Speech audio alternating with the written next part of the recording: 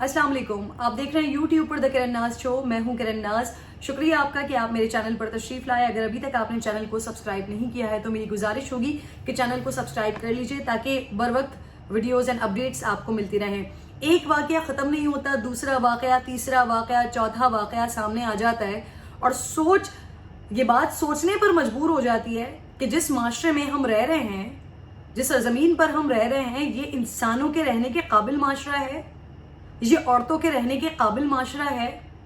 फिर यहाँ पर बड़े बड़े तुर्रम खान शुरू हो जाते हैं कि औरत ये करती है, औरत वो करती है, औरत फलाना, औरत ये, औरत वो, इस वजह से औरतों के साथ ही होता है। 3 वाकयात, आज के 3 वाकयात जो मेरे सामने हैं, समझ नहीं आता। कहीं दिल चाहता है कि सर शर्म से झुक जाए, कभी दिल चाहता है कि सारी औरतें इस जमीन से, इस माशरे से तमाम औरतों को गायब कर दिया जाए, वैनिश कर दिया जाए। समझ नहीं आता कि कौन से माशरे में हम रह रहे हैं, कितने घटिया हो चुके हैं हम। ये कौन सी सोसाइटी बनती जा रही है। भारत को कहा करते थे कि वहां पर दिल्ली जो है वो रेपिस्तान है, मुंबई में बहुत ज्यादा रेप होते हैं, वहां की औरतें, बच्चियां महफूज नहीं है, हर 8 मिनट में एक बच्ची, एक औरत रेप हो रही होती है। लेकिन यहाँ पर भी इस तरह के वाकयात, पे दर पे वाकयात, और इतने अजियतनाक, इतने तकलीफ दे वाकयात आना शुरू हो गए हैं कि अल्लाह की पनाह। समझ नहीं आता कि ये क़यामत से पहले की क़यामत है, क़यामत सुगरा है, ये क्या है? ये वाकयात सुनते जाइए आप, रूह कांप जाएगी आपकी। एक वाकया, पहला वाकया जिसकी वीडियो मैंने ट्विटर पर पोस्ट की है, अगर आप लोग चाहें तो वहां पर जाके देख सकते हैं। मेरी तो इतनी भी हिम्मत नहीं है कि मैं उस वीडियो को देख सकूं। उसमें जो औरत बैठी हुई है, जिस हालत में वो बैठी हुई है, उसके पास उसका 14 महीने का नन्हा सा यूसुफ जिस तरह से पड़ा हुआ है, कोई माँ, उसके तो बच्चे की उंगली में भी जरा सी तकलीफ हो जाए ना तो माँ बर्दाश्त नहीं कर सकती। मैं एक माँ हूं, मुझे बहुत अच्छे तरीके से पता है कि बच्चे को इतनी सी भी खराश भी आ जाए, माँ से बर्दाश्त नहीं होता। वो माँ अपने बच्चे को कटा पिटा देख रही है, तशद्दुद, बुरे तरीके से तशद्दुद का शिकार हुआ है, छुरी मारी गई है, उसको छुरियों से मारकर, काट कर उसको जान से मार दिया गया है, और वो उसी माँ के सामने वो लाश पड़ी हुई है। उस मासूम से, फूल से बच्चे की लाश उसी माँ के सामने पड़ी हुई है, और माँ उस हालत में है कि उससे जब सवाल पूछा जा रहा है कि तुम कौन हो, तो वो अजीबोगरीब अंदाज में, जाहिर सी बात है वो किस होश में होगी, वो अजीबोगरीब अंदाज में बता रही है कि मैं नसीम बीबी हूँ। पूछ रहे हैं कि ये बच्चा कौन है, बता रही है कि ये मेरा बच्चा है। पूछा उससे कि इसका नाम क्या है, बताया कि इसका नाम यूसुफ है। पूछा कि इसकी उम्र कितनी है, बताया कि 14 महीने। 14 महीने का बच्चा, समझते हैं ना आप लोग, बोल नहीं सकता, या अगर बोल सकता है तो सिर्फ अपनी माँ को पहचानता है, या ज्यादा से ज्यादा अपने बाप को पहचानता है।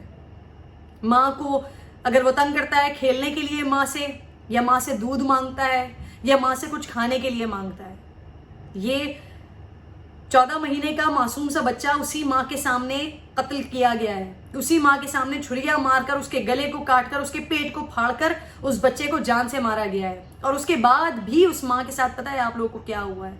बहुत अजियतनाक, बहुत अजियतनाक जो कुछ हुआ है। अब जरा मैं ये वाकया आपको बता देती हूँ कि ये वाकया क्या है पूरा। ये जो नसीम बीबी है, जो कि अब इस दुनिया में नहीं है, जान से चली गई है, गदागर है, मांगने वाले लोग हैं, ये इसका शौहर और इनकी पूरी ये कम्युनिटी और ये पूरे टोले होते हैं जिनकी जगहें फिक्स होती हैं, वहां पर जाते हैं, मांगते हैं। गो कि ये काम नहीं है अच्छा, लेकिन क्या कीजिए, जो करने वाले हैं वो कर रहे हैं। बहरहाल बहस यहाँ पर, बात यहाँ पर ये है ही नहीं कि कौन मांग रहा है कौन नहीं मांग रहा। जिस तरह से तमाम लोग, तमाम औरतें अपने घरों से अपने काम के लिए निकलती हैं, उसी तरह से ये औरत भी अपने बच्चे के साथ अपने काम के लिए निकली। रावलपिंडी में एक इलाके में ये वहां पर मौजूद थी, थोड़ा सा सन्नाटे वाली जगह थी वो।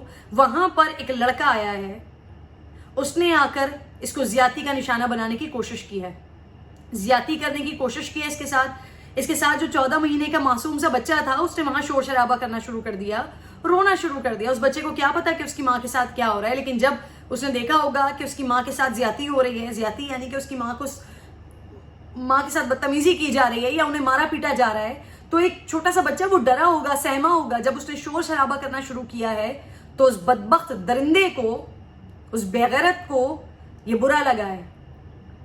जो तस्कीन वो हासिल करना चाह रहा था, उसमें उसको तकलीफ पहुंची है, तो उसने उस मासूम को पहले तशद्दुद का निशाना बुरी तरीके से मारा है।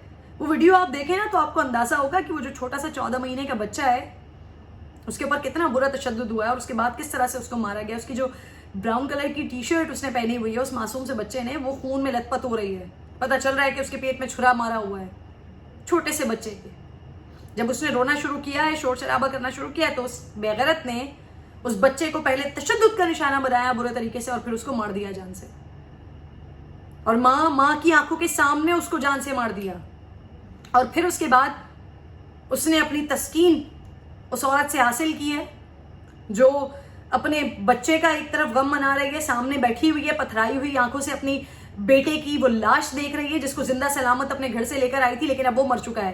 اس آدمی نے جو اب اس کی عزت کو تار تار کر رہا ہے، اس کی عزت لوٹ رہا ہے، اس نے پہلے اس کے بچے کو مار دیا، پھر اس کے بعد اس کی عزت لوٹی، بھاگ گیا وہاں سے.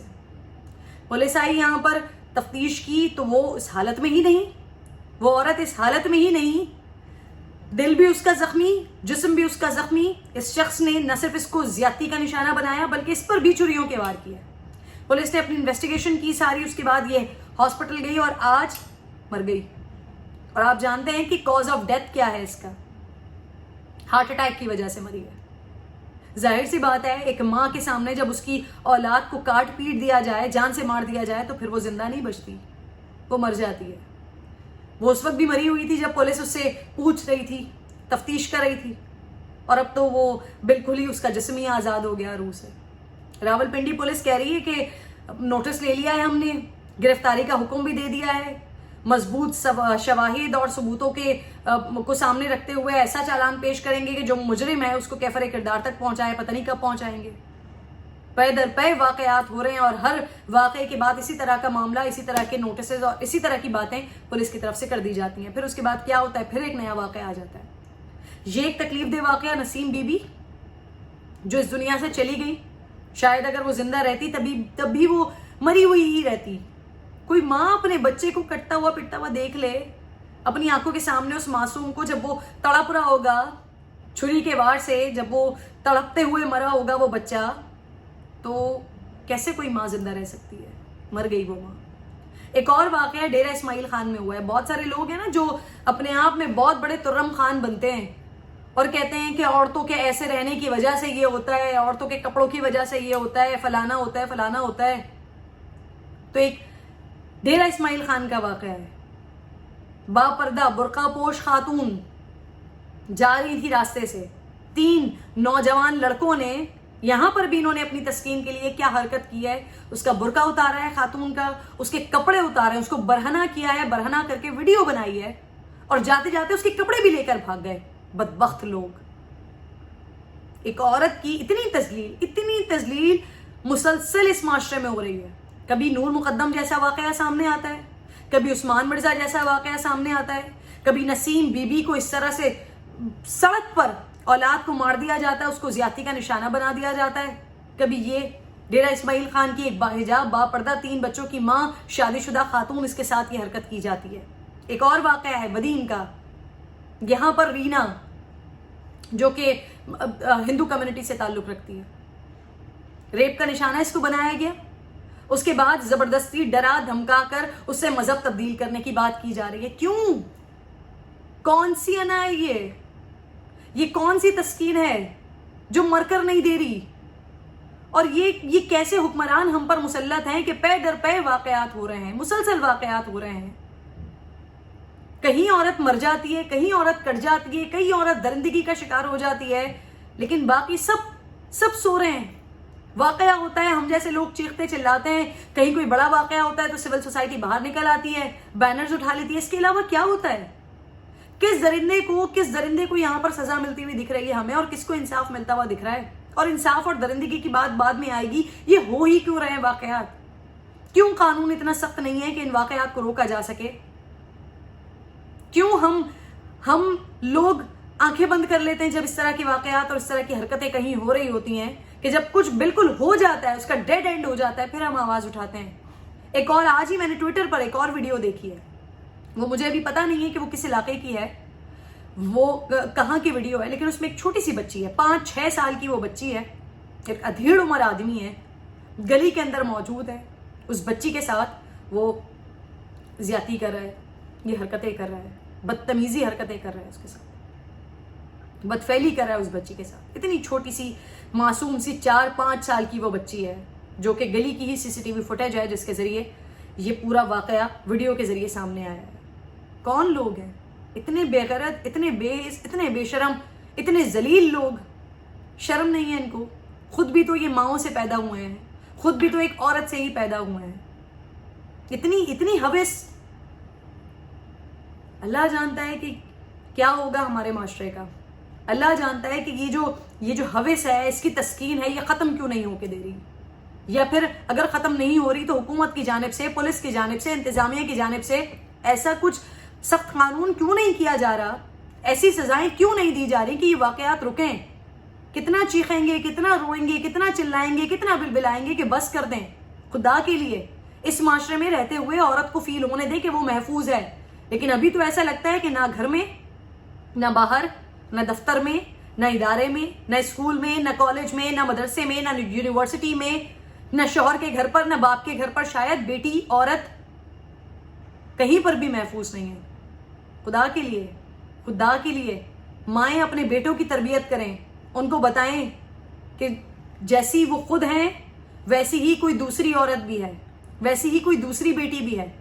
اپنے بیٹوں کو، اپنے مردوں کو عورت کی عزت کرنا سکھائیں، ورنہ ہم صرف یوں ہی چلاتے، چیختے، روتے رہیں گے اور روزانہ ایسے واقعات رپورٹ ہوتے رہیں گے. اپنا خیال رکھیے. اللہ نگہبان.